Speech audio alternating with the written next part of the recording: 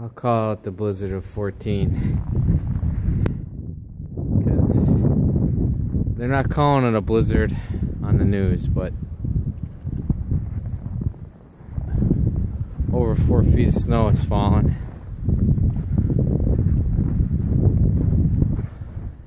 I've been working since 9 o'clock this morning to clear the driveway. I had to get the neighbor over here with the payloader to help. And I just got done snow blowing, and it's still snowing.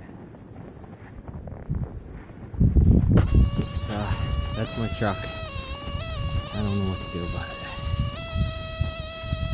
I was able to clear one lane to the side of it here.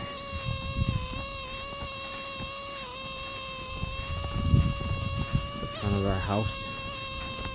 The house is almost getting buried.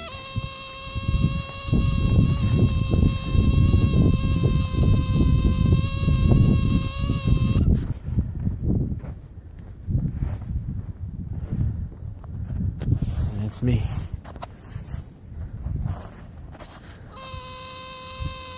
And